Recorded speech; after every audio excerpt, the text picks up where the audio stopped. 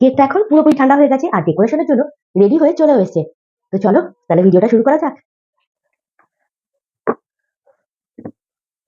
সামান্য একটু কেক লাগিয়ে নিলাম যাতে এদিক ওদিক করে আমার এই কেকটা না নড়াচড়া করে। চলো, এটা হচ্ছে বাটারস্কচ কেক। তো বাটারস্কচের এসেন্স দেওয়া হয়েছে এর মধ্যে।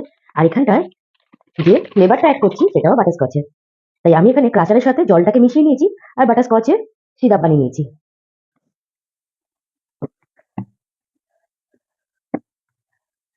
দেখো আমি আধা আধুরা কাজ করি। কাস্টমার তো যখন আমাকে ফোন করে তখন অনেক রকম কথা বলে, অনেক রকম ফ্লেভারের নামও শোনে, কি কি আছে আমার কাছে সেটাও জানতে চায়। কিন্তু ওই যে থোর বটি খাড়া আর খাড়া বটি থোর, ঘুরে ফিরে সেই বাটারস্কচে না হলে চকলেট বা স্ট্রবেরি আর সর্বনিম্ন ভ্যানিলাতে গিয়ে আটকে থাকে। প্রথম প্রথম যখন কাস্টমাররা আমাকে ফোন করতো তখন আমার কাছে কি কি ফ্লেভার ছিল বা কি কি ফ্লেভার আমি রাখি সেগুলো একদম না মুখস্থ হয়ে গেছিল। আর নামতার মতো সবার সাথে সেগুলো শেয়ার করতাম। কিন্তু এখন আর নিজের সময়টা নষ্ট করি না।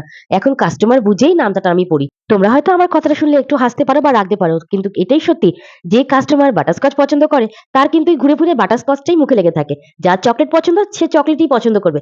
নতুন কিছু খুব মানুষে কমই আছে যারা ট্রাই করে। একদম বাকডুম বললাম কিন্তু এটাই বললাম না এই কেকটা হচ্ছে বাটারস্কচ ফ্লেভারে। তো ভিডিওটা তোমাদের ভালো লাগলে প্লিজ লাইক শেয়ার সাবস্ক্রাইব। ফেসবুকে দেখলে অনেক ভালোবাসা দিয়ে যেও। ভালো থেকো। হর হর মহাদেব।